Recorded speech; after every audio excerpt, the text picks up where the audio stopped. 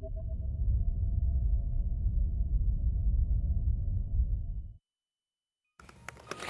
and welcome to Tomorrow. We've got so many cool new things happening in this show, but to start off with, Athena, what do you got for us? Astronomers discovered something massive that they didn't think would exist until now. Wow, that's super cool. Yeah. And Space Mike, what have you got for us today? Oh man, Rocket Lab has broken ground on a new launch site that is going to be enabling more launches for the United States. Stay tuned to find out where they're opening their new launch site at. Well, hopefully I get to see one of those in person. And then we've got Jared on the observation lounge. Jared, what do you have for us? Well, I've got Matt Kaplan, who we are going to be talking to about how the Planetary Society empowers you, the community, to contribute to space exploration. And then we're going to have questions and comments from you, the community, in our third segment of the show. Stay tuned. This is Tomorrow's Space, Orbit 11.41. Good morning. How's everything up in the sky?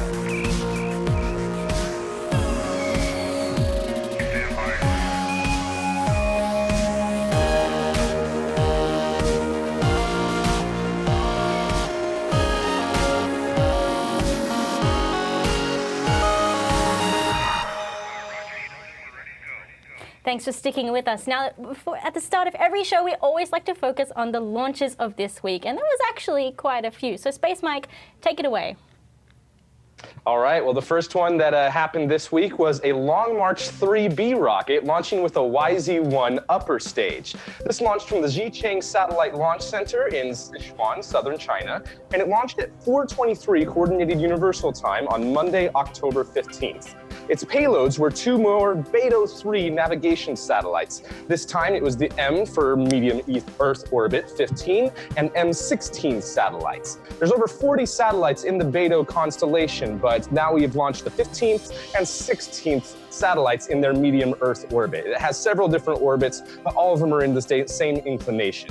And I am really excited about this because I might win the dollar bet with Ben. China has been putting off more launches this year than they ever have before, setting new records for themselves, and really makes me wonder how things are going to go. But I'm really looking forward to their lunar launches that are going to be happening later on this year. So congratulations for another Beidou launch.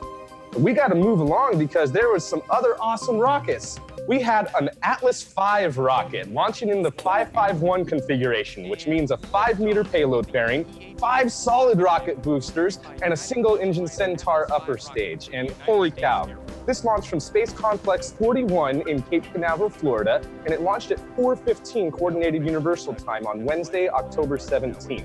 Its payload was the AEHF number 4, or the 4th Advanced Extremely High Frequency Satellite out of 6 that are planned, that are going to be providing communications for the United States, British, Canadian, and Netherlands armed forces. And it's an extremely high frequency range that has for its uplinks, and its downlinks are in super high frequency range. What that means is it has a large number of narrow spot beams that are directed toward Earth to relay communications to its users, and crosslinks between the satellites allow them to relay communications without the need of a ground station. Man, I wish I had a satellite like that for my own reasons. Holy cow. But one of the launches that I'm probably most excited about this week is an Ariane 5 rocket that launched from the Kourou Space Center in French Guiana from Ariane Launch Area 3 at 1:45 Coordinated Universal Time on Sunday, October 20th, launching BepiColombo, humanity's 3rd mission to the planet Mercury. Holy cow. And BepiColombo is actually 2 satellites that are launching together. The Mercury Planetary Orbiter, built by the European Space Agency, and MEO, the Mercury Magnetospheric Orbiter, built by JAXA. This mission is going to perform a comprehensive study of Mercury, including its magnetic field, magnetosphere, interior structure, and surface. Oh man, BepiColombo also has a service module, the Mercury Transfer Module, which has 4 kinetic T6 ion thrusters that can either operate in pairs or one at a time. It has a combined throttle of 290 millinewtons of thrust, which at the time of this launch, the T6 is going to be the most powerful ion engine ever operated in space. And this mission is going to be awesome. It's going to take 7 years to get to Mercury, but I cannot wait. Oh, Space Mike killing it with the launch. I mean, That was so good. Awesome. Oh, man. All right. So we had a bunch of launches this week. Space Mike, you did an awesome summary of all those launches. But why were all of these launches exciting for you?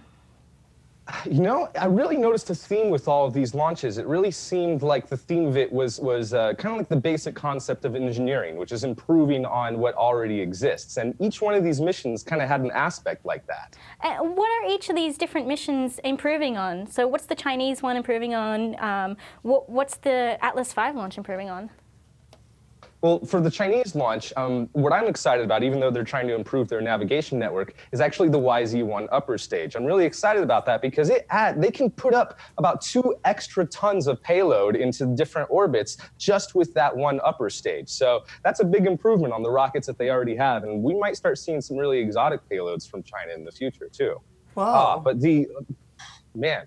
The Atlas V launch, that satellite is extremely powerful. It's so powerful that in order for it to even be used, users on the ground first have to upgrade their receivers. That's how much of an improvement these satellites are over a lot of the old military communication satellites. So I'm really excited about that. But BepiColombo is, go ahead. We've got a question from the chat room from Strati who asks, is that the new Hydrolox upper stage? I think they're talking about the Chinese one here. Yes, it's a cryogenic upper stage, and it's really similar, although it has different fuel, it's really similar to like the Fregat or the Breeze upper stages that Russia has, or even the Centaur upper stage. It can be started and restarted multiple times, and it just is extremely efficient. So I'm really happy about that, and that they're at least sharing technical details about that. It's hard to find technical details on a lot of the Long March rockets, but it seems like they're really proud of this Expedition 1 is what it translates to. Expedition 1 upper stage, and want people to know how impressive it actually is. And you're talking about the BepiColombo mission too, right? Is that anything special about that?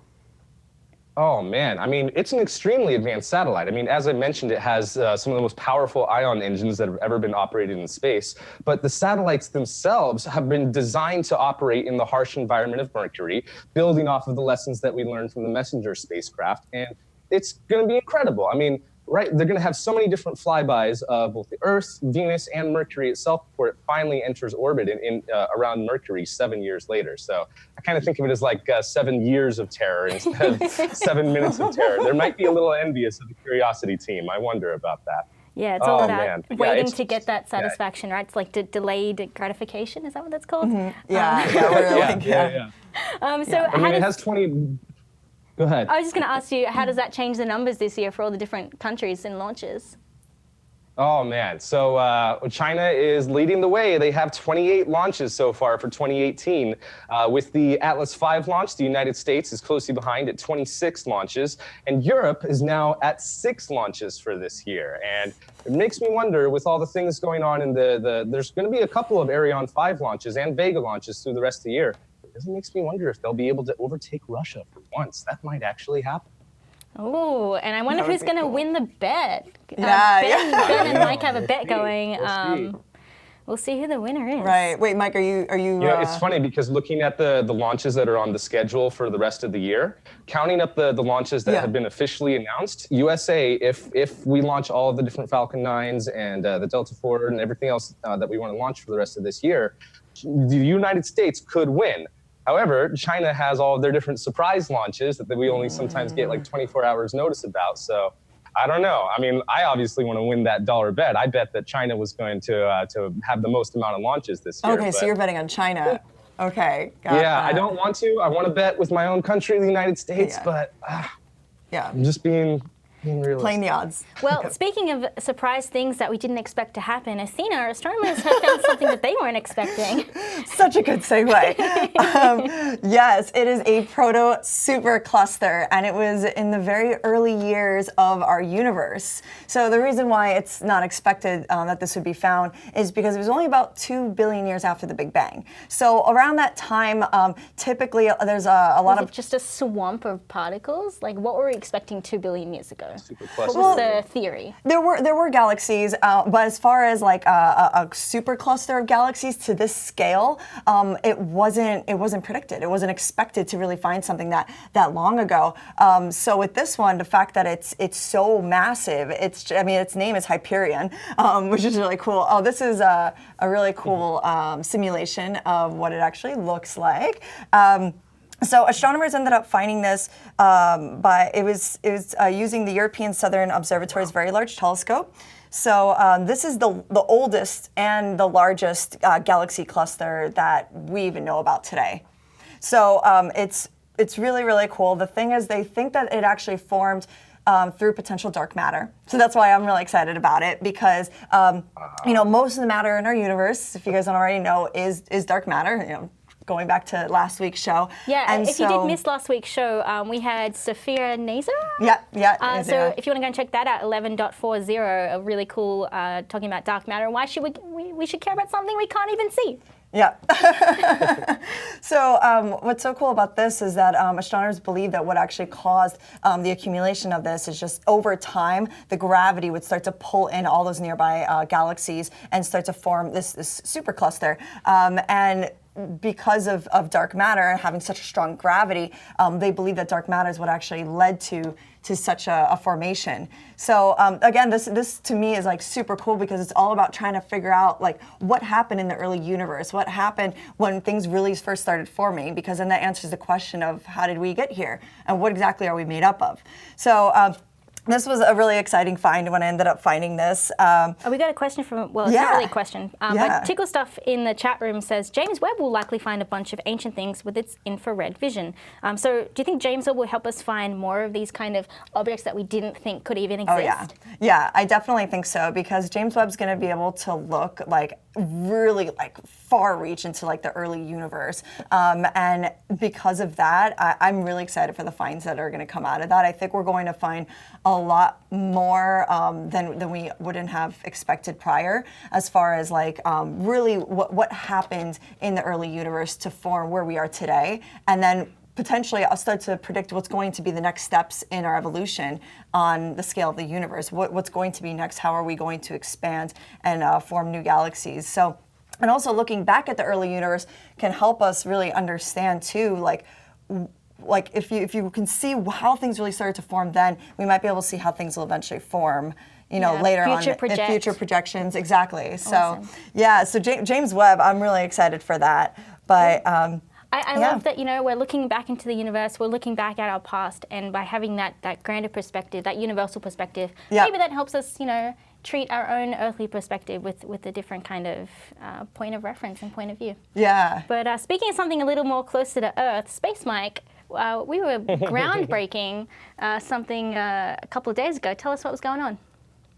Yeah, Rocket Lab has announced and broke ground on their new launch site, Launch Complex 2, that they're building at NASA Wallops Flight Facility in Virginia. That's really cool, because the only large-scale rocket launching from there is the Antares. They do lots of suborbital launches from there, but holy cow, this just increased my chances of seeing an Electron launch and all of the people who are based here in the United States. I cannot wait to hopefully go see an Electron launch. This is going to be great. So speaking of when it's going to be ready, do you have a date of when everything's supposed to be done?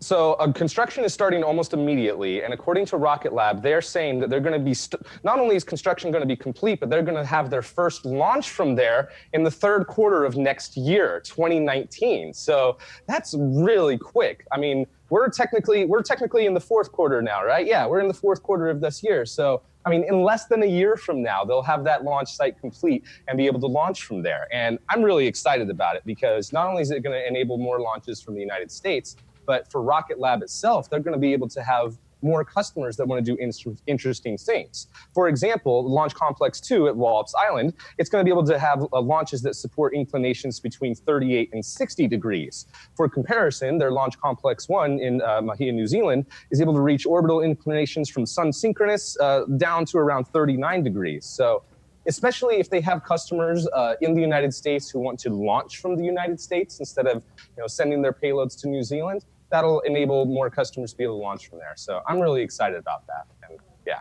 Awesome. Sounds like we all might be able to see some launches pretty soon. I'm getting excited. All these opportunities to watch different rockets launch. I mean, hopefully we get to a point where anyone can go outside maybe once a week and be in a position where they can just look up and see a launch. I mean, I actually recently was at an airport and saw the Falcon 9 launch when I was at LAX. You were at the airport. Yeah, it was incredible. That's so I cool. think seeing a launch has a potential to kind of make that change in someone's mind from like maybe they thought space was cool, but weren't really space fans, and then change it to be like, wow, this is the most amazing thing humanity has ever achieved. Yeah, well, because it becomes a tangible thing. Like, I was randomly on the beach and was catching the sunset, and then I was like, oh yeah, wait, today is the Falcon 9 launch. Oh my goodness.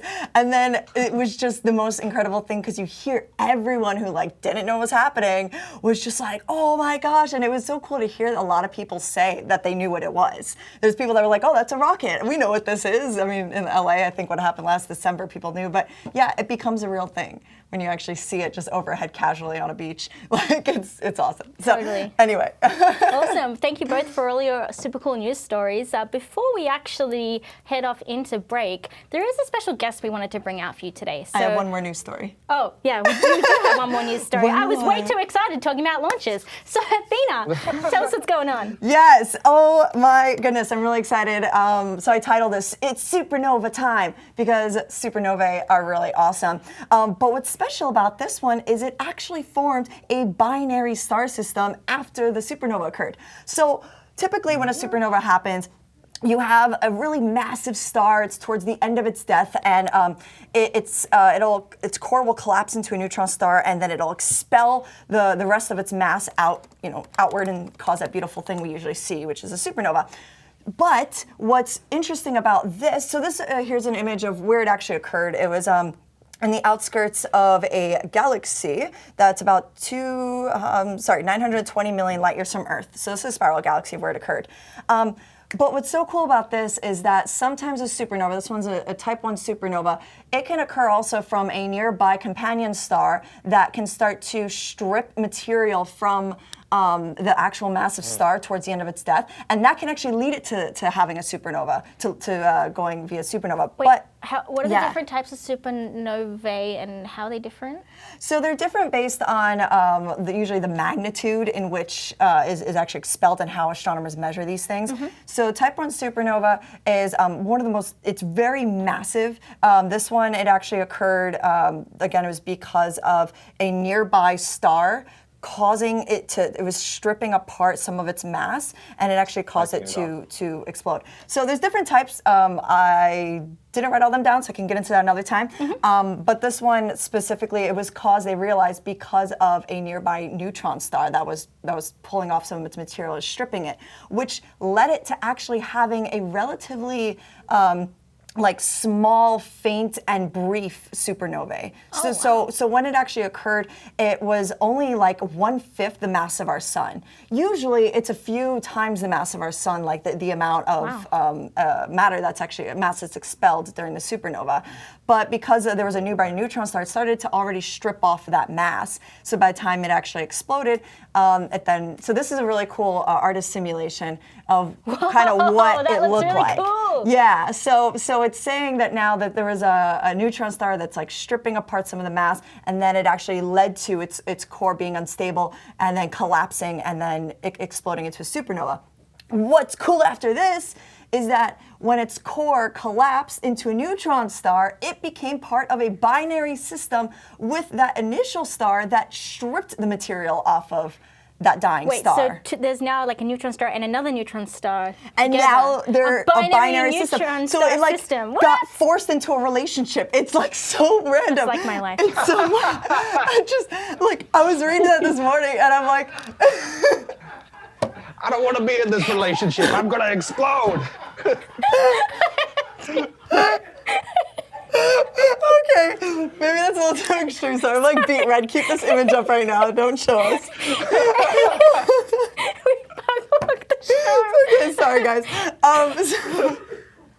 So pretty much, anyway, this is just really cool. And the whole reason why everyone should care about this is because gravitational waves are going to form from this, and most likely black holes, and we're going to be able to observe this and figure out exactly how gravitational waves occur and happen in our universe, as well as black holes. So I'm done. Speaking of supernovae that we might actually be able to see, on YouTube in the chat room, yes. Red Bunny says, I wish Beidou goose goes supernova in my lifetime, so that night turns to day. It might have already happened, but the light hasn't reached us yet.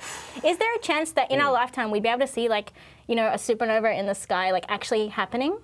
As far as my understanding, we haven't found like any stars that are expected to go soon, but there may be some that we haven't found yet that might occur. I mean, Betelgeuse, that would be really massive. I mean, like you said, it would light up the entire sky because it's such a massive star. But as far as what I know, I don't know right now, but I can look through a catalog and try to find out for next week. Awesome. And if you know, let us know in the comments so that we can all learn together about which parts of the sky we should be watching for amazing bright bursts of light. Yeah, exactly. But I know I teased you all before with a special guest, and it was a little early, but we now have Haley Lewis, who is part of the Brooke Owens scholarship recipients in the Brooke Owens program. And if you're wondering what that is, Haley, what's Brooke Owens all about? Hi, so I'm with the Brooke Owens Fellowship Program, and basically it's about connecting undergraduate females who are studying aviation, aerospace, and any interest in those fields, and connecting them with mentorships and paid internship opportunities to get them set up here in the aerospace industry. Why is it important for us to have a mentorship program for women in aerospace? I think it's really important to be able to see yourself in the industry you're going into. So we kind of talk a lot about the gender gap that we see in this industry specifically, and this is just another one of those ways that we're kind of helping to correct that and make our own impact there, and encourage all these young girls who maybe aren't sure or are apprehensive about joining this industry, and showing them that there is a way into it and that they can have a really great career. What kind of companies and mentors are available in the Brooke Owens program? Oh my gosh. So our concept is to place every single intern with a host company. So last year we had 42 brookies, is what we affectionately call ourselves. I love that there was 42. That's amazing. Was that on purpose? No, I think just some of our host companies got really excited about the applications that they saw come in and asked for more. Oh, wow. We every single year, there's supposed to be one host company and one intern, and every single year there's one or two host companies that say, no, you have to give us both of these two or three of them. So that's kind of how we've grown. We were 36, now we're 42, and kind of molding that to a more defined number here. But yeah, so the big names, we have SpaceX, Planet Labs, Airline Pilots Association, the museums, the Air and Space Museums. I was an intern at Mojave Air and Spaceport up in Mojave, California. Wow. So I had the opportunity to go out there and see how they were operating their spaceport, and then peripherally be involved in some of the companies that are operating out there. So it was a great opportunity for myself to kind of get in there and explore an option that I was looking at, and then take that back, finish up my studies, and then go out into industry with a better idea of what I was looking for. What was the one greatest takeaway that you had from your time in the program? Oh my goodness. I think it was to have the community. All of the 2017 Brookies, we still have our little group chats that we talk to each other every single day. There's a whole community of us here in the SoCal area. So we have different events where we'll hang out and hey, let's go to the beach, or hey, let's grab food. And then we're also seeing each other. So we were interns and we were celebrating that and all of our scholastic achievements, and now we're moving into industry and saying hey, you just got a job, or hey, you just accomplished this activity, and we're just celebrating each other, and that being invited into that kind of community is so empowering. I totally agree. That sounds so awesome. I mean, we're all about community here at Tomorrow, right? Yeah. It's all about building those networks and building those positive connections. So if we've convinced anyone out there to apply for the Brooke Owens Fellowship, how would they go about that? Yeah, so we're on social media if you just search Brooke Owens Fellows, or you can go to brookeowensfellowship.org. See here on the screen. We have our application live right now. Applications are due on November 6th. It is a little bit of a lengthy application. Just has some an essay that we ask for, and then we also ask for a multimedia submission. The program is in honor of Brooke Owens. She was an advocate for space and an advocate for humanity. And a lot of time when we see space people, my definition is hi, I'm Haley Lewis and I like satellites. And that's kind of where that ends. Brooke was so much more than this. She did a whole lot of outreach. She went out to Africa and did community service out there. She was a DJ sometimes. She just had so many of these different facets about her. So we ask all of our candidates to submit a multimedia essay or submission to show us a little bit about them, to show us their Brookie spark, basically. So tell us about you, who you are as a person, either in space or in aerospace or any kind of the aerospace industry, in school, and then what are your hobbies, your interests, your passions. We want to know all about it. Awesome. That's amazing. Cool. Thank you so much, Wow. Haley. And hopefully we should bring a couple more brookies on the show for the next couple Yeah, weeks, all yeah. the way up until the deadline. Yes. So stick with us here because there's one more thing we need to do. We need to thank our crowdfunding contributors to the show. This show would not happen without you. So I want to, you know what? Let's change things up today. I want to make this personal and real. If we didn't have your crowdfunding support, we would not be able to make this show happen. And specifically for me, we would have never been able to bring up Tomorrow Science.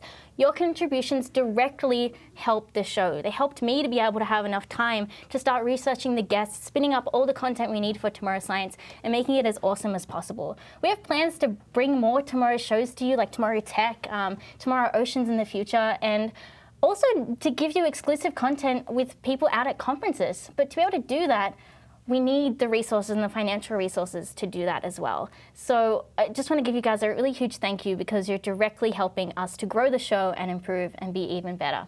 And if you can't contribute financially, that's okay. You can subscribe, you can hit the like button. No, seriously, go and hit the like button right now. Cool, awesome. And then you can also share this with your family and friends. Anything you do helps us to grow and helps this change people's lives, just like Tomorrow changed my life. So if you'd like to help, head on over to patreon.com/TMRO. All right, we're going to take a quick break here, and when we come back, Jared is going to have an amazing interview with Matt Kaplan of the Planetary Society. Stay tuned, we'll be right back. Look into her face, determination in her eyes. She won't give up or quit or fall for little fashion lies. Filled with awesome expectation, this girl's a fascination. And nothing in her way will keep her from her destination. 'Cause she's fire walking, she's fire walking. When it's hot, she keeps on moving. Through the heat, keeps on improving. Yeah, she's fire walking, she's fire walking to be free. And welcome back, everybody, to the Observation Lounge here at Station 204. I am so excited today because, Matt, as I said on Twitter earlier today, I've heard you do interviews before, but now I get to interview you for once. So here we are. It's terrifying. We're here with Matt Kaplan, the host and producer of the Planetary Society's Planetary Radio program. And if you've never listened to it, you really need to listen to it because you guys bring on some incredible guests to talk about incredible things that are happening in space flight, in space science. Basically, if it's in space, you guys talk about it, and that's amazing. I'm so incredibly fortunate. I mean, I get to combine, I say all the time to people, my two favorite things in life outside of family, space and radio/podcasting. I talk to heroes for a living. It's truly amazing. Now, you've been doing this for quite a while. We are coming up on our 16th anniversary. Yeah. We're about a month away. So that's sort of like OG podcasting back in the day. Well, you know, we were broadcast for a long time. We actually started, since we're coming from Orange County, right here at my old college radio station, KUCI in Irvine. And that was where we got started, and then a few other radio stations heard, and then we were eventually on like 120, 130 stations, which we still are. It's still very much a broadcast show. The podcasting obviously came much later, but now it's such a big part of what we do, and we have so much more freedom with the podcast, as you folks do. Yeah, and how did you get interested in space? Because did you start in radio with space, or did you kind of move your way into space? No, you know what? Space came first by a very small margin. I think a lot of it had to do, and I've told the people like Laura Danley at our Griffith Observatory this, that probably the Griffith Observatory probably had a lot to do with it. It wasn't science fiction. I'm one of the few people who got into space before discovering science fiction. and started reading space books when I was, 9, 10 years old. The radio stuff came. My parents bought me a little radio transmitter with a Morse code key, and I never learned anything but SOS. But I could go on the mic and tell my little brothers, because they would do everything I told them to go out in front on the street with their little transistor AM radio, and I could talk to them and pretend to be a DJ. And that was my introduction to radio. And so they kind of grew up together. So from that moment, you were hooked on both? Totally. Just totally. like Yeah. Full speed ahead on that. Absolutely, yeah, no Wow, question. That is amazing. So you do this with the Planetary Society. Yes. Tell us a little bit about the Planetary Society. I was a member long before I started first volunteering and then working part-time for the Society and now full-time for many years. And as well as other organizations, great ones, National Space Society. This Planetary Society, though, because of its founders, all of whom were known to me, but one of whom is known to everybody, Carl Sagan. Yes. It just spoke to what I thought space could mean to humanity and what it should mean in really bringing us together. As our current boss, who was Carl Sagan's student at Cornell, Bill Nye the Science Guy says, space brings out the best in us. And that's a big part of it. But it was also just the dedication to exploration. I mean, our mission is empowering the world's citizens to advance space science and exploration. And there are other worthy missions and causes in the world, but I cannot imagine one that is better than that. And that thrilled me from the start. And that is what the Society is still all about. I mean, it started with those three founders, Bill, and the one who's still with us, Lou Friedman, our Executive Director Emeritus, still very much involved in space exploration. And they handed the reins over to Bill Nye, and it's still doing what I want them to do. Yeah, so those three founders that you had Carl Sagan, so probably one of the most well-known science communicators of that time period. Absolutely. You also had Bruce C. Murray, the director of the Jet Propulsion Laboratory, absolute advocate for getting data to the hands of the public. Yes. Not necessarily keeping it with the scientists. Absolutely, and for cameras on spacecraft. Yes. Which, incredibly now, you hear this now and you think, how could that have been an uphill battle? But there were so many scientists at the time, early to mid-60s, who said, why do we need a camera? That's not the data we're looking for. Now it's like, duh, you've got to have a camera. Yeah, and of course Louis Friedman as well, who you mentioned, right. Which is basically in aeronautical circles, he's the engineer's engineer, I guess is the best way to describe him. He is like, he wrote the book on solar sailing, which we're going to talk about, literally wrote the book, and ran the Mars program for JPL for a while, and then moved at the invitation of the other founders into the Planetary Society, was our founding executive director up until, he handed it over to Bill. And when was it founded? It was 1980, I think, is what we usually say, so we're coming up on the 40th anniversary. And so we've been around a long time. Yeah, and it's always been about advocacy. Absolutely. At the Planetary Society. Well, we say three things. We say that we advocate, but we also educate, and we create, with the creation being stuff like LightSail, but also the other research that we support in mostly, modest ways around the world, things that fit our mission.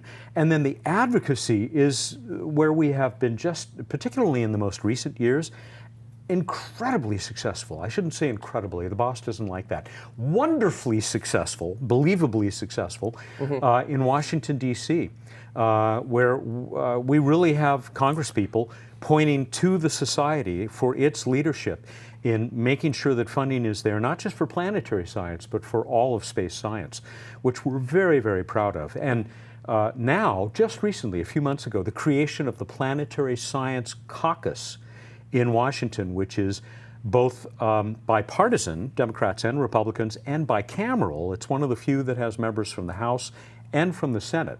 And of course, that's a creation of Congress itself, but with a lot of support from the Planetary Society. And now, you have these people. I mean, when do Democrats and Republicans talk to each other in D.C.?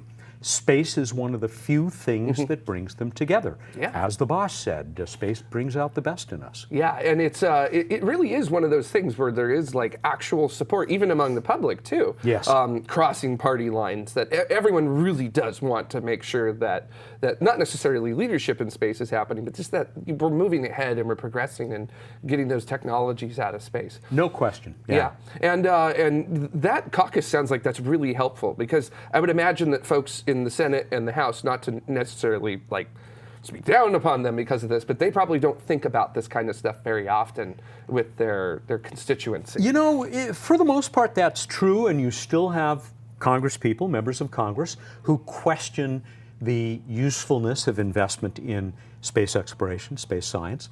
But I would say probably fewer than there have been ever before. And the amazing thing is, I have been in the offices of conservative Republican congresspeople and liberal Democratic congresspeople, and you look at the wall. I'm thinking of one in particular, Texas congressman, who is very much identified and self-identifies as a conservative, and yet on his wall is the Hubble Deep Field. And he totally believes in it. Another Texas congressman, another conservative, who is maybe the most powerful driving force behind the Europa Clipper mission. And not just an orbiter, which Clipper will be, but a lander. They've written this stuff into legislation. It's mind-boggling. And because these guys are and women are true believers. Yeah, and I remember that happening, hearing about Europa Clipper getting like written into law, and that was a huge surprise when that ended up happening, because that mission's been a very long uphill battle politically to get that going.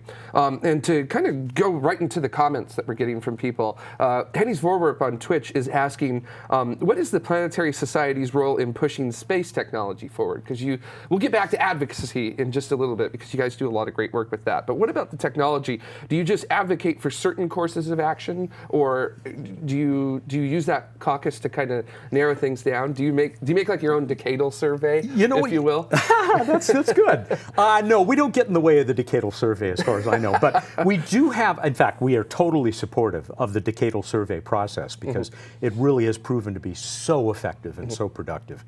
So we believe in it like most scientists do. What I smell a little bit there, or I will go in this direction, and because it's a good one to go in, is there are still a lot of people who think that the Planetary Society, those are the guys who only love robots, and we don't believe in humans in space. Not true. It was never true.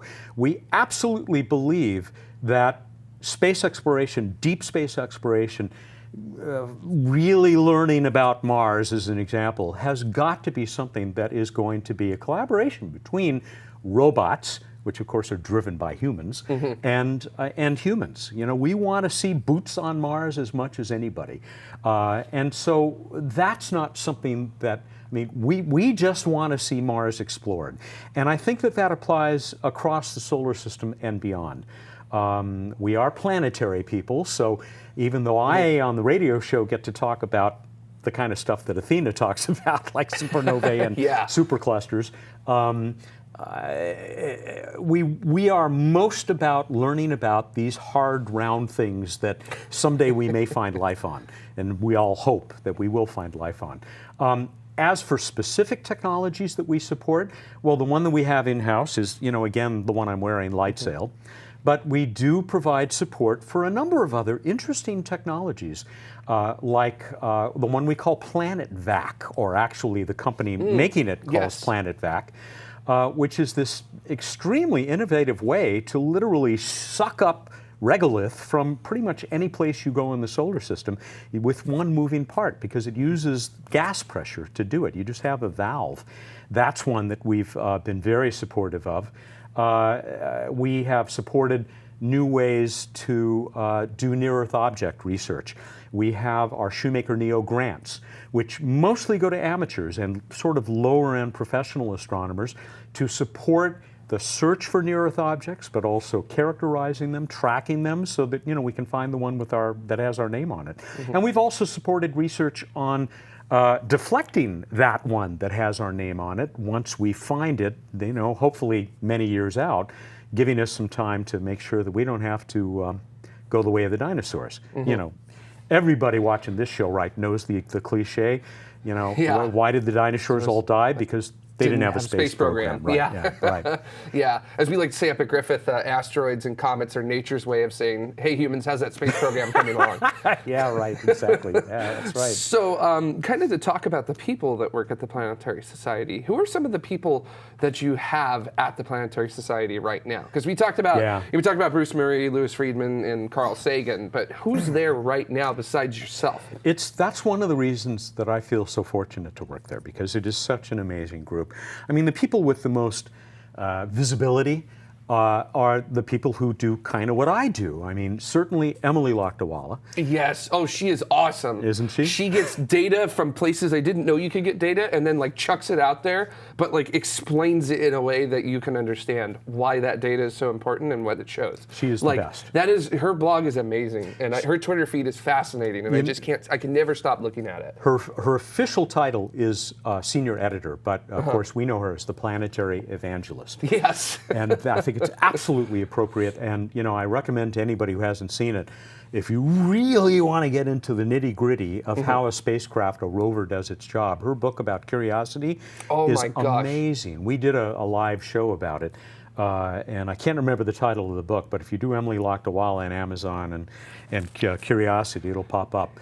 She is truly awesome. Yeah. Jason Davis, our digital editor, who reports on everything, rocketry, but also missions, but is also our embedded reporter in the LightSail project. Terrific writer who's now being quoted and cited all over the world for the great work that he's doing. We have a host of people who contribute to the blog. And that is a growing family of people, and it's wonderful because it allows us to go into areas of expertise that Jason and Emily probably don't have. Bruce Betts, our chief scientist is his newest title. Yes, the asteroid hunter. Exactly, and he is now, he's been my cohort for the What's Up segment of Planetary Radio. He's the only other person who's been on every episode, 835 episodes of the show. With the What's Up segment. And we have great fun with that. But then he does his random space fact stuff and is a great spokesperson as well. And probably does know as much about near-Earth objects and how we're going to deal with them as anybody else. And those are just the visible people. Then there are all the people that are Pasadena office who are behind the scenes and make it happen. Casey Dreyer, our director of space policy, who is a leader of those efforts that I was talking about in D.C., and then other people that we have in D.C. who do that hands-on advocacy work for us. It's an amazing group. Yeah, and what about you with Planetary Radio? Because I mean, that's a big thing as well. We have fun. I have fun. It's great. I mean, I'm so proud to be a part of this spectrum of outreach that the Society provides, the blog, the website, the social media, and we fit into that. I mean, the part of it that we do, it's kind of what you're doing right now. We are able to have in-depth conversations with the guests that we have on, the hundreds and hundreds of space exploration leaders that have been part of the show. And that's not something that we really get to do in any of the other outreach elements that the Society provides, and then the chances that I have to go on location, most recently at the Marshall Space Flight Center, and going up to see the ALMA array and finding out that I can actually stay conscious at 5,000 meters was nice, nice surprise, and the live shows that we do. We're going to do another live show with Caltech on the 26th. For the InSight landing. So anybody who's in town, their tickets aren't available yet, but they will be soon from Caltech. And you can find it on the Caltech site or on our site, planetary.org. And we're going to fill Beckman Auditorium with people who want to see the next landing on Mars. And that'll turn into a Planetary Radio episode, which I'm thrilled about. And that's on the Caltech campus. Hay fever, sorry. Don't worry, you're not the only one today. So so that's on the actual Caltech campus out in Pasadena. Yeah, Beckman, which is the 1,100-seat auditorium there. A year ago, we had a standing room only crowd. It was such an honor. And we had the leaders of the Cassini mission, like 3 days or 2 days after it ended the mission with its plunge into the Saturnian atmosphere. And it was, if you ever lose faith in people's belief in the importance of science and the importance of space exploration, this was such a great example of what this means to so many people, because these were people standing and cheering for scientists who had led the exploration of Saturn, this 20-year mission that revealed so much about this entire system, the rings, the moons, the planet. I mean, it was absolutely thrilling. It almost brings me to tears. So I want to kind of talk about becoming a member of the Planetary Society, because you guys are a non-governmental, non-profit group. We are, which is like amazing to have that in science, because I don't want to say that's rather unusual, but you don't really find a lot of that, especially in planetary science and space sciences and things like that. So Mini Stoge is actually asking, what would I get out of being a member of the Planetary Society? So if you join, first of all, how do you join? And then what do you get out of joining? Easy as pie. Planetary.org, and if you really want to get specific, planetary.org/membership. And there are, typically for a nonprofit, right, you've got to have a whole bunch of levels, and each one has its own little space connotation, so it's great fun. But you can get in for, $50, I think, is the current membership level. I'm going to get in trouble with our director of development if I get that wrong. But it's pretty inexpensive. And we do have great benefits for the members, but the major benefit is knowing that you are part of this worldwide movement in support of planetary science, in support of space science. And you're part of this family, which is now, I think, where are we, 60,000? Something like that, members. It's not bad. I mean, we are definitely the biggest thing going in terms of nonprofits, citizen-driven, humanity-driven advocates for space exploration. And I think that's the biggest benefit. But there are other nice benefits that we have, other things we, give to people when they become members. And I just encourage people to check it out, because we need as many space geeks as we can get. Yeah, and we have a very international audience here on Tomorrow, which is so cool that we get to talk to people all over the world. Basically, half of our audience is outside of the United States. Oh, that beats us. Planetary Radio is like 30%, so you beat us. So if someone is, because we have a lot of people asking in the chat room about if they are outside of the United States, can they still support the Planetary Society? We are the Planetary Society. We are planet-wide. It's not... Yes, we are still largely focused on things happening in the United States, because so much is happening here with NASA and others, commercial space, new space. But we are very interested in what's happening around the world, and that is part of why the Planetary Society came into existence. It happened back in the early 1980s, when our three founders knew that there were some great things happening, like Voyager, and Viking had just happened. But there wasn't much in the pipeline. And so they wanted to make sure that the public, which we firmly believed even then was solidly behind exploration of space and space science, that there was an organization that could advocate for space. But just as important is that was a difficult time. I mean, remember, this was still the Cold War. We hadn't seen the wall fall or anything like that. And the Planetary Society almost immediately had a very collaborative relationship with space science underway in what was still then the Soviet Union. And we saw that, Carl Sagan saw that, as very much a way to reach across the water and find a way, find something that we had in common as humans around the planet. And that still drives a lot of what we do. Yeah, and in our, to kind of go with that, in our chat room, Raj Luthra is asking, is the Planetary Society looking to expand to other countries? Or maybe member states, like to the European Space Agency and things. And in fact, we have. I mean, our global volunteer coordinator, she is a Canadian. She lives now, well, she's just moved. She's in a town outside Gulf, I think it is, near Toronto. She used to live in Montreal. We have coordinators, volunteer coordinators, pretty much all over the world, in the UK, other places around Europe, definitely in Canada.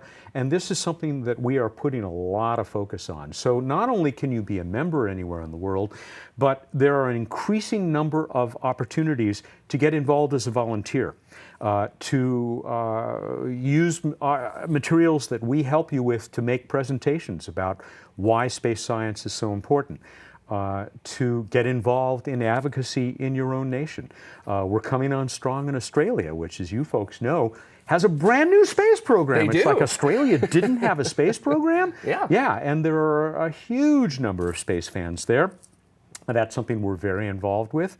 And so, I mean, really, if you are from a nation that we don't have a big presence in, sorry, India, because we already do there, but other nations, then we welcome you, because we would love to put you in touch with this coordinator, Kate Howells, and help you get started and help bring other people into our corner of the universe. Yeah, as you said, planetary with the way you guys operate. Absolutely, so, yeah. fantastic. And Hanny Zwerwert from Twitch has a great question that I kind of want to throw out there, because we were just talking about outreach and materials and things for that. So does the Planetary Society have like a school outreach or scholarships? And I guess just in general, do you guys do scholarships? And when you guys do outreach, like what kind of goes into that with that? You know, this is the area where I think we have the most room for expansion. And fortunately, there is sort of a new education division of the Society that is working right now. We've already got something in place, and the name is going to escape me. But it's a program working with teachers who are also space enthusiasts, mostly at the K-12 level, who are working toward putting more programs in the schools, more curriculum. It's something we're very excited about. I will admit we haven't done as much as we should be. I mean, my God, we've got the science guy as our CEO. Mm-hmm. So it's an obvious area for us to move into. And it fits within that educate portion of that triumvirate of creation, create, advocate, educate, although we count planetary radio as part of that as well. Mm-hmm. We have some very good things coming there, and what I would do is encourage people to keep track of what we're doing at planetary.org, and there will be some great things in the very near term. Yeah, and one of the things that I definitely do want to talk about today is what's on your shirt, because you talked about in-house development of a super exciting project that a lot of people think is actually sort of like a recent project, but really actually not so much. No, you can go all the way back to Carl Sagan in the late 70s, talking about wanting to do solar sailing, and Louis Friedman as well, working with that. Yep. So tell us a little bit about how you guys came about to make this kind of a project work.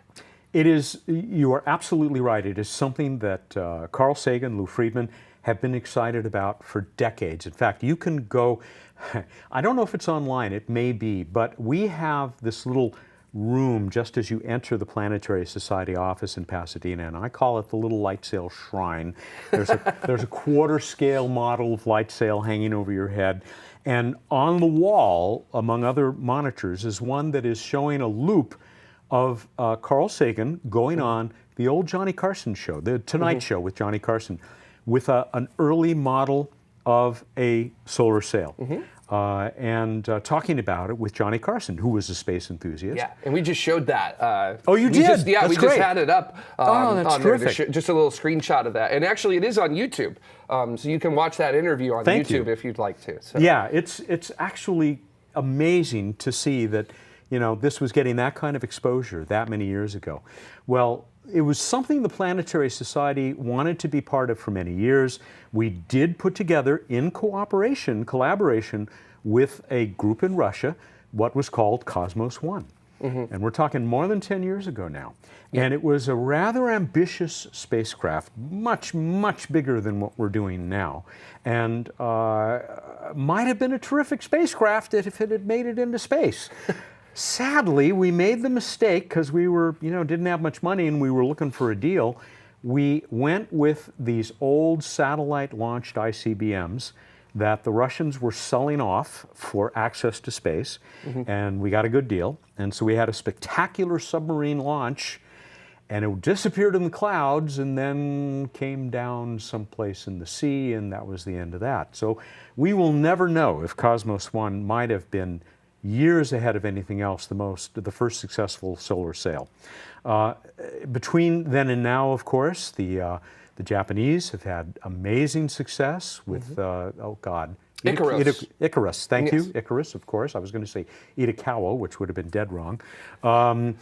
A really innovative solar sail and was very successful at it. And what a lot of people don't realize is that many spacecraft have to take solar sailing into account as they plan their trajectories. For example, the Messenger spacecraft, which went close to the sun because it went to Mercury, had a big heat shield, and they very much had to take into account the pressure of solar radiation, solar light.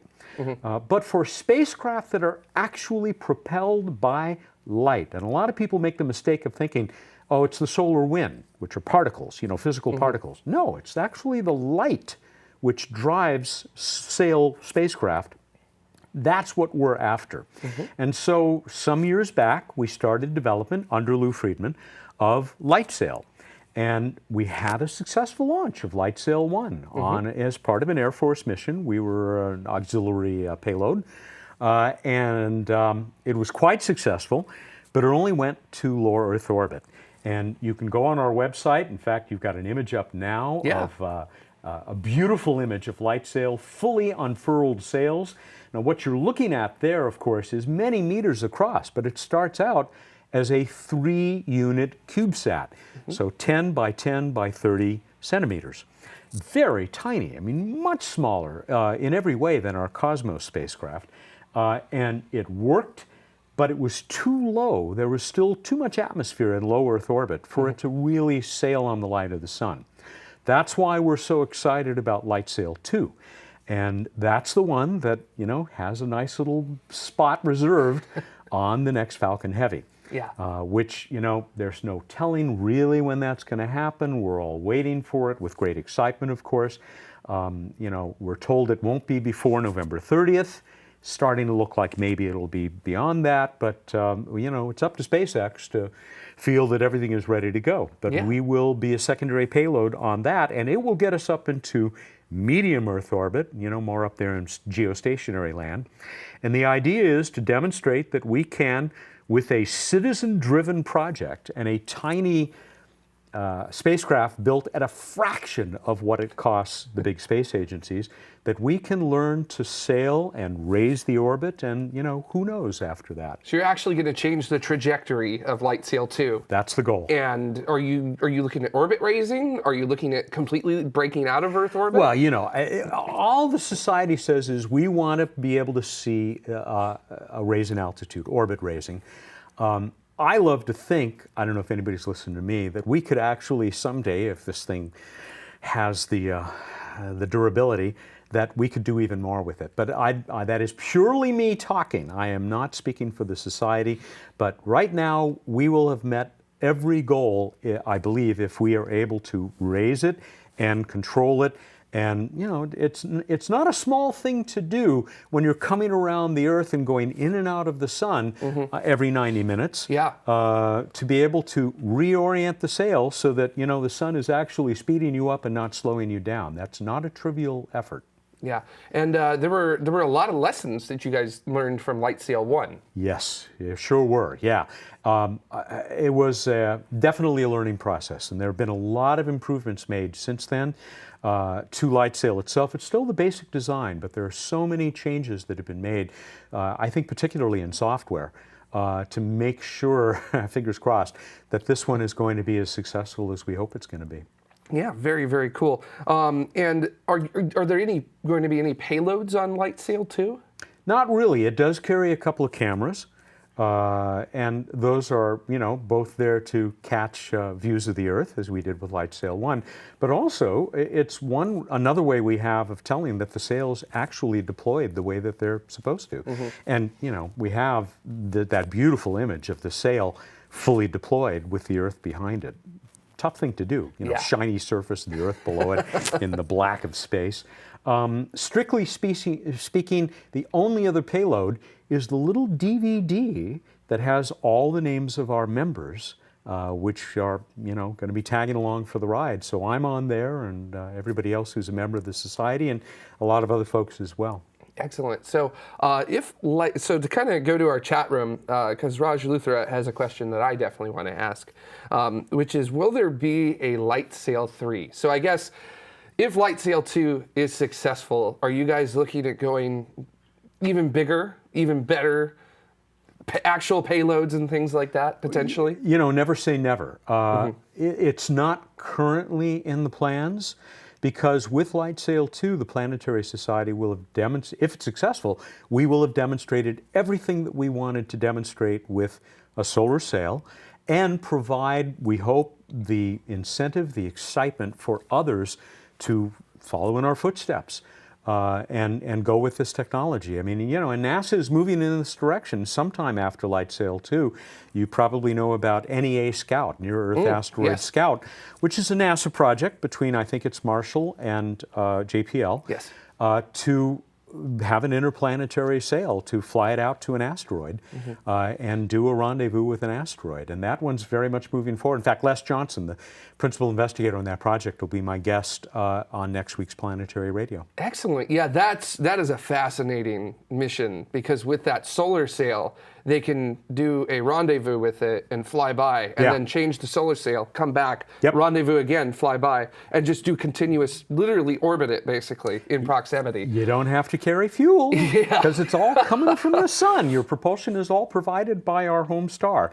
And, you know, between ion engines and solar sailing seem to be really practical ways to get places. I mean, the Dawn mission, still with us, circling Ceres, first to orbit 2 different bodies in the solar system. The only other technology that we know of that is probably should be capable of doing that is sail technology. Chemical rockets aren't going to cut it. I was going to say, even BepiColombo, which just launched yesterday, that's ion engines. That's right. On board of that. Electric propulsion. Absolutely. So, Stratty's got a question in our chat room. Will the LightSail 2 design be made open source?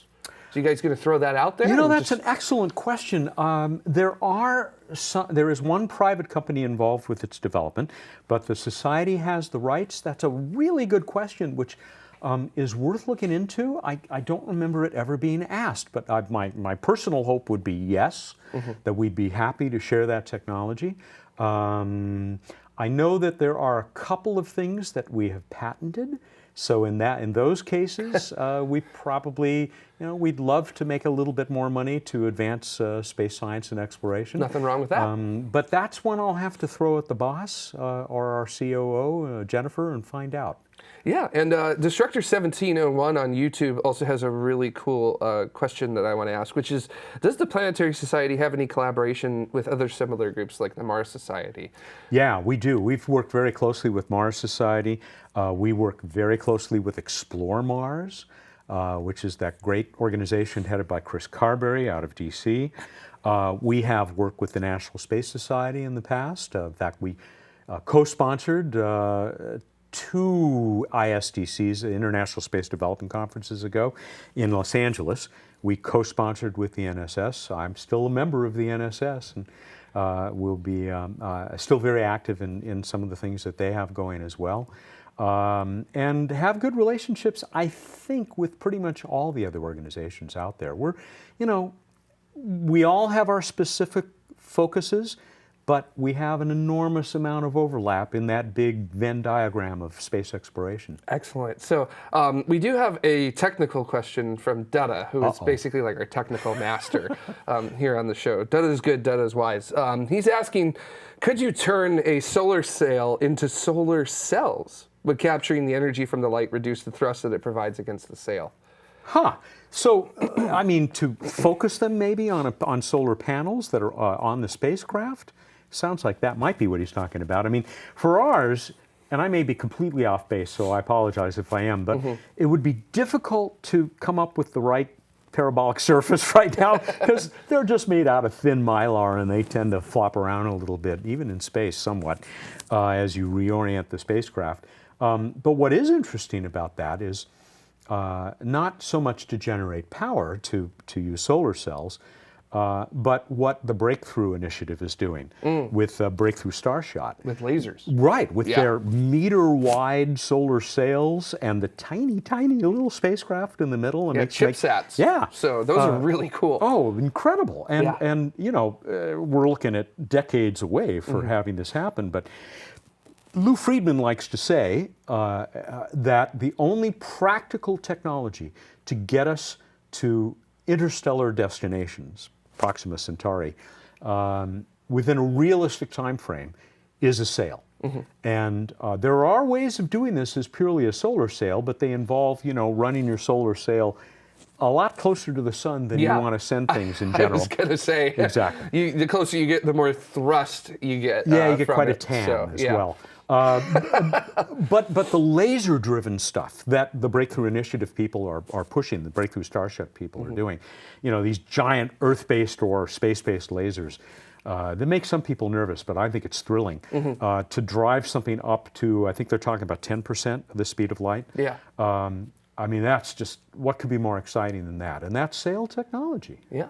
And, you know, I was just thinking of Icarus, too, that Japan flew, where they had that really interesting sort of, they had like that flat plastic that they could change the opacity of it. LCD panels built into the sails. Are we talking innovation or what? Yeah, that's that amazing. was amazing. And it could change the direction of thrust and the vector of it. And that was just like, there was some mind-blowing stuff that they were able to and do. Kudos to JAXA, the Japanese Space Agency. That was an amazing spacecraft. And to kind of get our final question in before we ask our final question, from Henny's Verwerp on Twitch, which is asking, what is the Planetary Society's goal for space over the next 25 years? What do they think is doable? And I want to add on to that. I want to ask, what do you think is not doable right now that the Planetary Society is going to challenge to make doable? That's a good question. I'm trying to think of something that is within the realm of possibility that we wouldn't be for. I think we'd be for warp drive if it was a real possibility. But, you know, having interviewed Miguel Alcubierre, and who says it's a bunch of BS, don't believe it's going to happen. And he invented the concept. I he think did the math. So. Yeah, exactly. I think we'll pass on warp drive for now, although I have my fingers crossed. Live long and prosper. It's difficult to pick something, but for things that are within the realm of possibility and which the society is working hard to get NASA, we are the biggest NASA fans in the world, but we want to see a specific plan for boots on Mars. We want to see a plan. We want to see, prior to putting humans on Mars, we want to see the complete plan for getting samples off of Mars. Yes. I mean, the 2020 rover is going to collect those samples, but how are we going to get them off the surface and then back to Earth? Yes, and it would be nice to do that before humans get to Mars and contaminate Mars. Very important. So, yeah.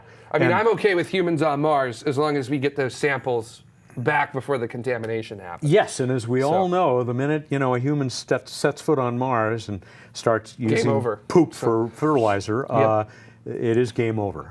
Although I have recently heard of people who say, since the life on Mars is probably adapted to be well below the surface, as long as we don't mess below the surface, maybe it'd be okay. Yeah, that's something I never thought about. So. Yeah, but I think that's, you know, that's the one that's definitely within reach. It's kind of like, you know, controlled fusion, thermonuclear fusion power. It's like the energy source of the future and always will be. It's like putting boots on Mars is always 20 years out. Yeah. Well, we want to see that happen. And if it can happen by 2030 or the early 2030s, we are all for it. But we want to see missions to the outer solar system. You know, poor Uranus and Neptune. Yeah, they've been ignored. neglected. Hell yeah. Yeah. And I mean, one spacecraft that has ever gone there. And it flew past them really quick. That's right. Yeah. And still told us more about them than we have learned in, I think, in the time since, even with huge telescopes, space-based telescopes. So that's certainly something we want. And we want to see there's been great progress made by NASA and others regarding near-Earth objects and how we're going to defend ourselves against them, more needs to be done in that area because we don't want to go the way of Tyrannosaurus Rex. Yeah, and I want to throw one more thing out there that I'm really big on, which is another mission to Venus at some point. Yeah, like I'd love a surface mission to Venus. Oh, I think that would be amazing. I think a surface mission would be great. A rover on the surface. Yeah. Talk about amazing technology. But I think a lot of people propose balloons. Yeah, that's also good too. You can drop a balloon down and get that sample and then get out of that environment very quickly. So. Yeah, I think the potential there is tremendous. And the poor Venus scientists who have been out in the wilderness, like the Uranus and Neptune scientists. I mean, it seems like every New Frontiers and Discovery program, there is multiple Venus proposals in there, and they always just get overlooked. So a decision, a decision has to be made soon between, I think they're New Frontiers missions, and one of them includes Dragonfly, the drone. The drone on Titan. The nuclear-powered drone on Titan. We hate the fact that you have to make decisions like this, because we want to see them all funded. Fund them all. Yeah. So, really, really cool. So, before we let you go, officially, we want to ask one final question. And we ask everybody this question. It is an open-ended answer. It is whatever answer you would like to give us about it. No right or wrong answers. Just however you feel about it. Okay, I'm getting nervous, although I know the question. Go ahead. So the question, it's a very simple one. Why space? Why space? There are 30 great answers to that question. Because you could say we have always been that species that wants to know what's just over that next hill. Because we have always found eventual benefit from even exploration in those regions and those disciplines that have seemed the least promising. We have always found ways to benefit humankind because it inspires all of humanity, and especially young people, because it results in technologies like the one I have in my pocket that's making a little rectangular space in my pocket right now, that help all of humanity become better at what they do and more productive, and all the other goals that we have simply as humans here on this planet. And also because it provides simply so much personal inspiration for me that, ever since I made those first trips to the Griffith Observatory, my enthusiasm has not slackened at all since then. And anybody who's made it this far watching this show today knows that feeling and knows that the most important thing that we can do as a species is continue to be the explorers that we are. Excellent. As we take care of each other. Yes, very important. If people want to know more information about you and the Planetary Society, where should they go? Planetary.org, it's easy, yeah. There you go, easy to remember. Matt Kaplan, host and producer of Planetary Radio and a great member of the Planetary Society. Thank you so much for coming on Tomorrow Today. Now, before we go, I do want to thank those of you who helped crowdfund this show. Our Escape Velocity citizens, you give us $10 or more per episode. You get some really cool stuff, like you get to see us talking in our Escape Velocity channel in Discord, and you really got to see a lot of funny photos this week after we all went to see First Man together. And then we have our Orbital citizens as well. You give us $5 an episode or more. And as Lisa said before, you are the folks that make this show happen. Much like the members of the Planetary Society who help enable what the Planetary Society can do. We can't do this show without you. And we can't get these incredible stories out for people to hear, to learn, to get inspired by without your direct contributions helping us out. And you don't have to contribute via Patreon to do that. We always appreciate it if you go to patreon.com/TMRO and contribute financially. But you don't have to contribute financially. If you've got time that you can contribute, if you've got smarts that you can contribute, if you've got enthusiasm that you can contribute, we will take that and we will run with that and we will do whatever you will allow us to do with that. So if you'd like to get in touch with us somehow, one of the best ways to do that is to go to community.tmro.tv. We talk all the time about what you can do to help us out there. Start a new topic there saying how you want to help us out and other things like that. And just help out the show as much as you can.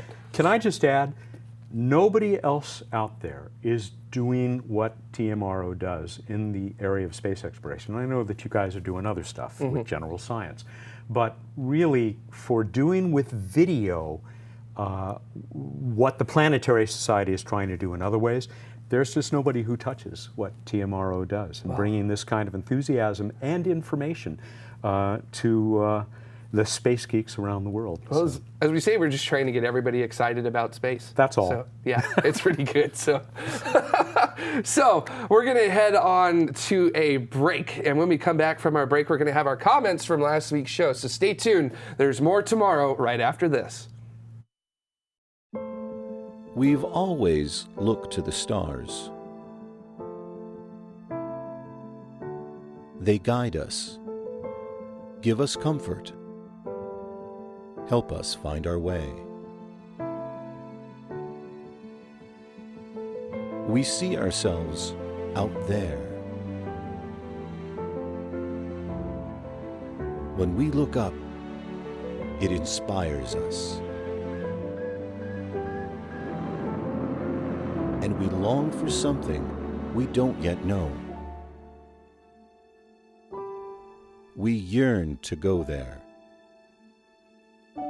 So, we venture forth.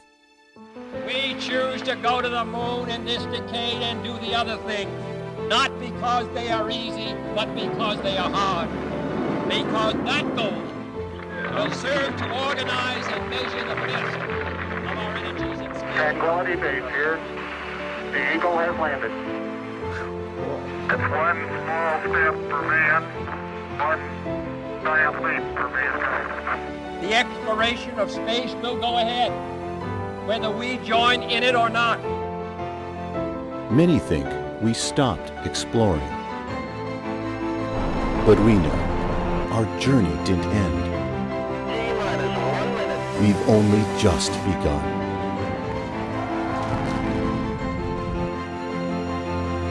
Orion is functioning perfectly at this point.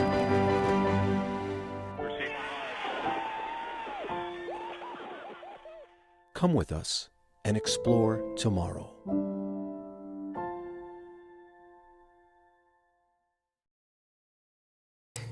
And thanks for sticking around. Now we want to get into the community questions, comments, and suggestions from the past week. And just in case you did miss our show last week, we had Sophia Nazer, Astro Party Girl on Twitter, talking about dark matter.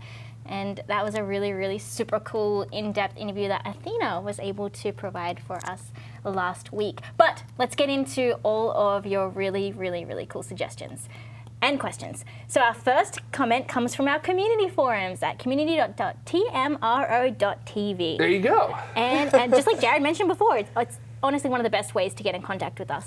Yes. So this comment Such a good forum. It comes from Sean Devine, and they ask, is there anyone that has a plan for a dedicated orbital shipyard?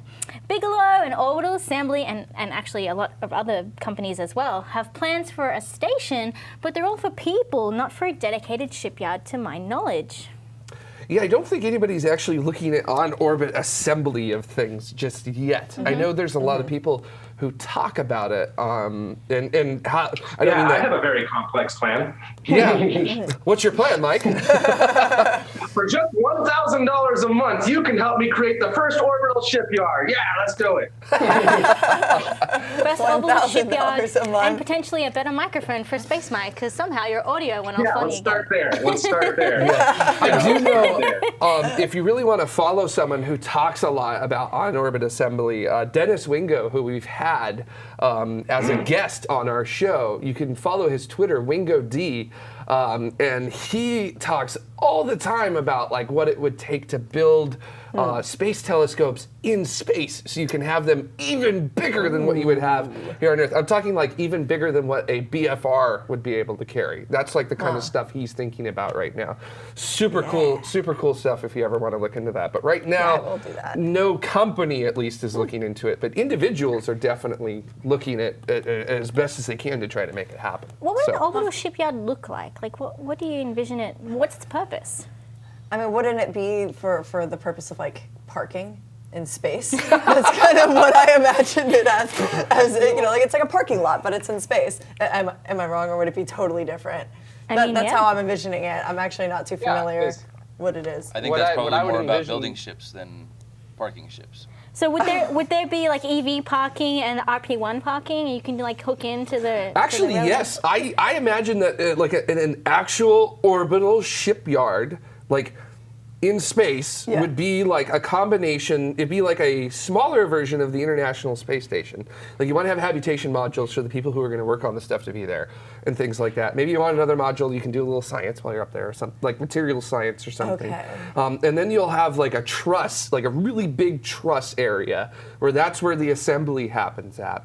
And then I would imagine that you also want to have a propellant depot there as well, so that way you can basically fuel up the ship at that time and send it out. So could I also go there if I need repairs on my spaceship, kind of like a car Why repair? not? Okay. Yeah. Why not? So like there'll be like on-hand mechanics that are there waiting for me in space if, I don't know, something goes wrong with my spaceship. Refueling for coffee or something. Okay, I like this. Mike? Ooh. Okay, Mike, do it. What's your orbital shipyard?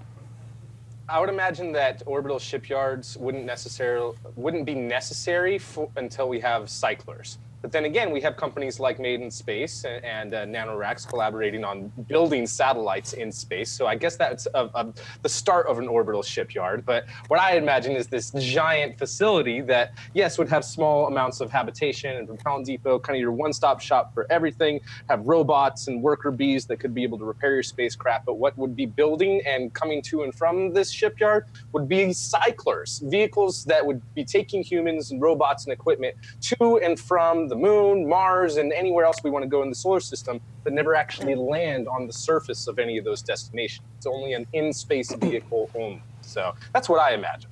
Cool. Carrie Ann actually raises a good point in the chat room. By that measure, does the ISS not count at that point? And I think the kind of visions that Athena and Jared, a little bit what you described, are like the ISS. But what you just talked about, Mike, I think is completely different to what we have at the ISS. If it's a dedicated orbital shipyard for cyclers, I think completely different. It's like expanding off of the ISS.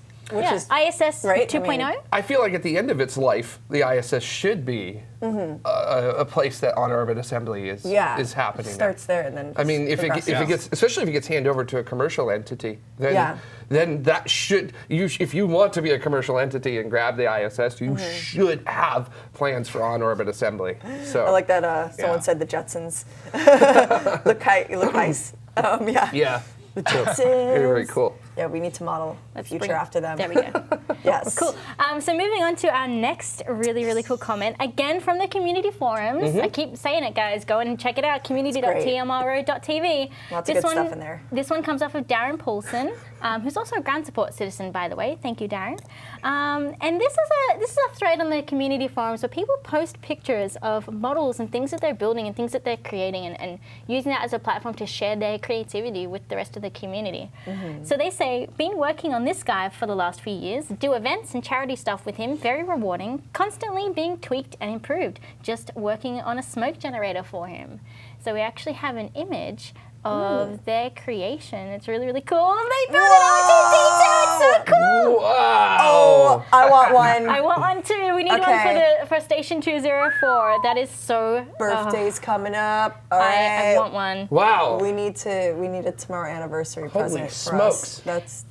So this is the stuff that our community is capable of building. Wait, what's it gonna do? It's a smoke generator. No, it's gonna have smoke coming out of it. Working on a smoke generator for it. But he takes it to events and charity events and stuff like that. So that's so cool. Really cool. That's amazing. That's I nice. want one. It'll just like go across like here. Are you guys working on One building? that actually has the electrode on it, so that one of his arms will come out and shock us anytime that we're pug locked. Oh, we need that. That's great. Oh boy, I better prepare. Oh, that's awesome. Okay, I'll it calm needs down. a glitter gun. Be serious. Oh no. Here Yes. we go. Ah, no. Yes. Well, you gotta implement all aspects of it. All right. Okay. I'm liking Dara, these things. Dara actually says that Kitty and I had R2 at our wedding. Oh, I remember that Nice. image. Yeah, I Also, remember that picture. Tickle stuff too. R2D2 serves margaritas. So, which we could turn our Soma bar idea. into an R2D2. I vote Because for it's going to this. take us just as long to get an R2D or to build an R2D2 as it is to get our Soma bar. Yeah. That's great. So- Okay, cool. I'll start bringing some alcohol and let's. We're going to Some save that for mixers. after dark. Yeah. This is a Yeah. G-rated show. Yeah. Yes.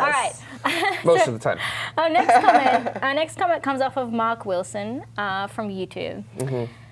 Let me get this straight. A Soyuz rocket failed. Hubble went into safe mode. Chandra went into safe mode. Curiosity stopped transmitting. Opportunity has gone completely dark. James Webb is delayed. Crew Dragon is delayed. CST-100 Starliner is delayed. And First Man failed at the box office. I Struggle is disagree real. with the tone of this comment because Same. I feel Same. like there's been There's really a lot that happened Yes. this year. I mean, Right. hello, Falcon Heavy, that was huge. And not only was it exciting for space nerds, it was exciting for everyone. I mean, literally every single person stopped, watched it, saw Starman in the news. I mean, that was massive. I think that was the big step forward for humanity in space exploration. And then China doing spooky action at a distance, you know, from space to Earth. Yeah. Quantum Holy entanglement. smokes. I mean, are you kidding me? Talk about like potential quantum space internet plans. Like, yeah, that was massive. There's so many other things that happened this year too. I know Hidden Figures was December 25th, but like, you know, just before the new year started, and that was a huge hit.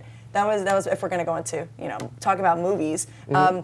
But I mean, I think First Man was great also. If we want to talk about that, but Space Yeah. Mike. there's so many. Are there things. moments of this year that stand out to you? Yeah, I mean, we've landed on an asteroid a couple of times now. Congratulations, JAXA, with Hayabusa 2 and the small rovers and even Mascot. Like, holy crap, that's a big deal. But I mean, a lot aside from that, we had, of course, the Electron rocket that had its first business actual, you know, full up launch earlier this year, and hopefully we'll get one or two more before the end of the year. And Falcon 9 Block 5 was introduced and has already been reused.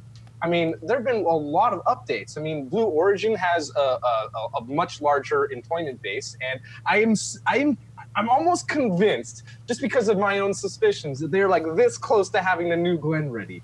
So close, so close. Yeah, we have Yeah. so much has happened just this year already, and there's a lot of stuff that's still planned. Totally. Yeah. Jared, do you have a standout moment? Yes, I have a multitude of standout moments. TESS was launched, the Trans-City Exoplanet Survey Satellite, and we're getting scientific data back from it. Yeah. OSIRIS-REx is on approach to asteroid Bennu, and it's going to arrive by the end of the year. Parker Solar Probe was launched, one of the fastest thing ever to go study our sun's outer atmosphere directly while it's there. InSight was launched. It's going to land in just about a month. In addition to that, there were CubeSats, not just CubeSats, interplanetary CubeSats launched for the first time ever. Oh my God, like, this has not been a bad year. This has been a great Such a year. good year. Bad The chat things room agrees, the happen. chat room agrees. Bad things happen, but that doesn't necessarily mean that it's been a bad year for spaceflight. I mean, we've had launches out the wazoo this year. Yeah. And there's something on its way to Mercury that just went off yesterday that we know so little about Mercury. This is what the heck, man? This is not a bad year. the chat room Space agrees. is hard. The chat It's room difficult. agrees. Johnny Cheese from YouTube says, Parker Solar Probe. Stratty says, first nuclear reactor designed for space since the 1970s got tested this year. Yes. Chris Mara, Curiosity is working fine though, it had a backup. Jim Meeker on YouTube. Dream Tracer is still on its way to supply the ISS, isn't it? Dream Tracer is still on its way. Gosh. Still getting developed. Yep. Oh man. Just because a couple of things go wrong doesn't mean that it's all gone bad. Space is really difficult. Right. It's really hard. If you're not willing to understand that space is very hard and very difficult, and sometimes that forward progress is going to get stopped, if you don't have the wherewithal to contend with that, don't get involved with space. Exactly. Well said. That was so good. It's hard. I think you deserve to wear the crown. You do. So, One other amazing thing that happened this year, Johnny Cheese on YouTube. Let's not forget about Artists Around the Moon. Like this year. Yes. Artist. Oh yes. Dear Moon was announced. Dear Holy Moon. smokes. Yeah. So, Yep. All right. So many good things. also somebody's going to learn how to use a drill correctly. Yeah. Oh, So- that one. I almost Did feel I like get the other tiara tiara for the episode? because the other tiara has a logo which goes with your mohawk. Oh, this is But well, perfect. actually, that one looks great. Did I win this for the episode? Is that how this is going? Oh, get to- Right? That like never mind. actually Hold goes on. with the mohawk. Wow. Okay, there we go. All Now- hail Look, His Royal so Majesty symmetrical. Jared Head. This is Princess of the Tomorrow Empire. I think if I had to sum that up, we would say that, you know, these bad things happen, but there are all these good things happening this year too. And now we have a Jared wearing the crown of so By the way, I just want to say the Soyuz failure was not a failure in my eyes because the abort system worked perfectly, which tells me that that system is robust. And anytime an astronaut walks away from a problem, literally walks away from a problem, that's a success in my book. So I don't care what anybody says. Sure, the rocket blew up, but the astronauts didn't. They came home, and they're going to go to space again. Exactly. And that's the way we do it. Exactly. And speaking, go ahead, Mike. Oh no, I just reaffirming what you said. If that launch had been fatal, we'd be having a much different conversation right now. Totally agree. Very different. Speaking of First Man and box office, the family of tomorrow went to go and see First Man. But if you would like to see images of it, you're going to have to stick around for After Dark. Yes. Before we head off for today, we do want to give another huge thank you to all of our supporters. Again, I'm going to make this real. Our citizen supporters, our citizens of tomorrow, help to make us do amazing things. And from a personal perspective, without your support, I wouldn't have been able to move over here to America and start working on the show and work my butt off to get the kind of caliber of guests that we've been getting this year. You guys are directly making that happen. And if we continue to build our level of crowdfunding support, there might even be a time where I'll be able to work on tomorrow full time and get all of these shows having the most amazing guests and revolutionizing my life, because I would love to only work on tomorrow. That's my dream. That would be nice. You guys can make that happen. We're just going to continue to grow and grow with the amount of resources and support that we can get from you guys. You're changing lives. You're helping us to inspire more people, and we're going to do that together as a community. Again, if you can't contribute financially, you can always help us out by hitting the like button, subscribing, and sharing with your family and friends. Because maybe sharing is important, right? Maybe if you can't support, maybe you share it with someone who we managed to inspire to maybe go even work in the space industry and help humans and help us as a community move towards a better tomorrow. On that note, if you'd like to help, head over to patreon.com/TMRO. Next week, we do not have a guest scheduled yet, but as soon as we know, we'll let you find out on all of our social media. We'll make an announcement. And until next time, After Dark is up next, and we'll see you next week. Bye.